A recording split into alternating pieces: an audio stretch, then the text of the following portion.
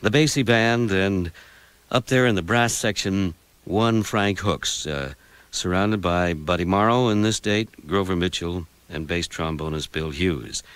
And out in the night, I think if our lines are properly patched and directed. Frank, good evening. How are you? Fine, thanks. Oh, it's good to have you on the line. I hope I'm not keeping you up, but I suppose I am. No, I'm usually up this time of night. Well, those are some brilliant demonstrations of the Basie Band. And how long were you with Count Basie, Frank? Just about 6 years. And when you first joined the band, what did you sense and feel? Were you uptight, relaxed, or what? Well, I first joined the band in Phoenix, Arizona on the 16th of January, 1969, and I met the band there. I had been given a plane ticket and instructions as to where to be, and I met the band in Phoenix, Arizona that afternoon. The band was just coming off of vacation. It had a vacation in January, a couple of weeks. And we played this, great big barn-like dance hall that night. And in the afternoon, I had gotten into Phoenix the day before the band did.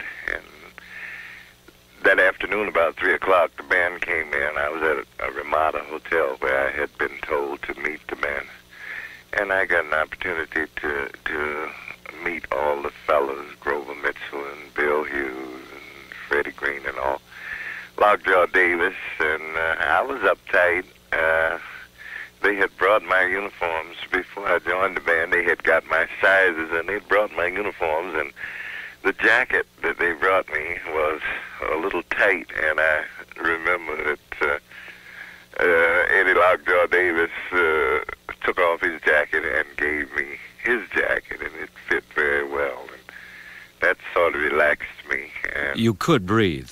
Yes, I could breathe. I was very awestruck with it all. It was quite an experience for me. Had you ever seen the book before that night? No, I as a matter of fact, I had never seen anybody before that night. I didn't know anybody. I was recommended to the band by a composer and arranger out of New York whose name was Tom McIntosh. He had previously played with Art Farmer and the Jazz Tet, and also with Benny Golson, and he's writing movie scripts in Hollywood now. But at any rate, we went back a long ways, and a vacancy occurred in the band, and he recommended me. And on the strength of his recommendation, I was hired, and so at that point, I had never met anybody in the band, including Count Basie. I didn't know him, and he didn't know me.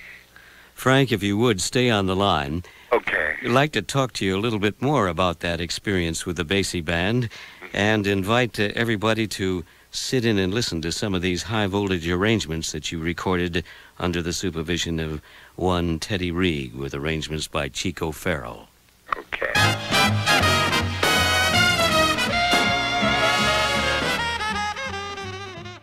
Spotlight on a new Minnesota citizen.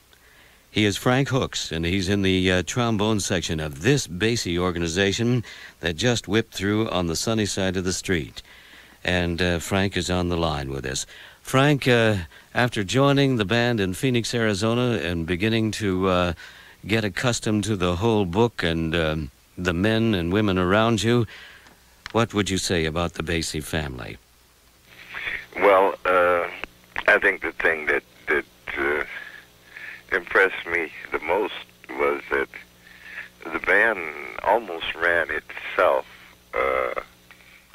from within itself. In other words, the members of the band, there were some unwritten codes that we adhered to, and Basie had very little to say about what the band did from day to day.